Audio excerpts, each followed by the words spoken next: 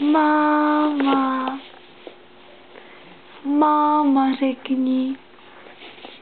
Řekni máma. Máma.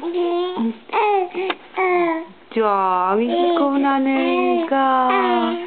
Tak je šikovná Nelinka, no jasný. Ty jsi než pochválu. Ty řekni a. No tak je šikovná, no je, ty jsi naše nejchytřejší na světě. Ty jsi naše Nelinka. No řekni mi to všechno. Wow. Tak ty by se chci spínkat ještě. No honem to řekni všechno. A teď řekni máma. Máma. No tak. Máma. Táta. No jo. Je to těžké, že ještě pro tebe. Ty tak krásně brbleš. Za chviličku, za 14 dní, teda 15 dní, budeš mít 3 měsíce. To už budeš velká holka. Nelí, řekni, já už jsem velká dospělá. No jasně, a bude ze mě zpěvačka. No jasný. A zaspívej nám. Chytila jsem na pasice žížalu. Žížalu.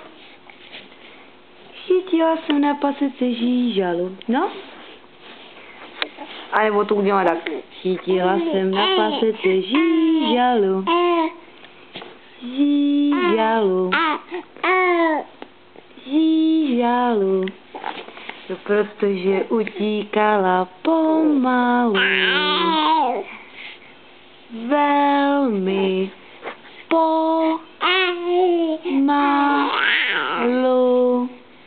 A teď mi řekneme, chytila jsem na pasece motýla. Ne,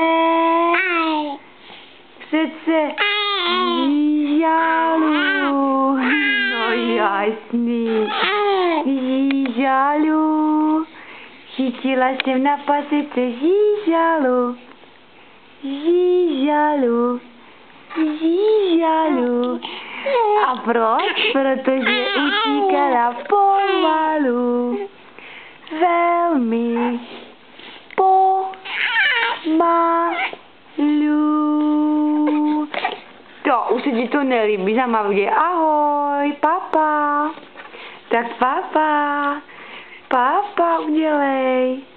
Papa. No jasný.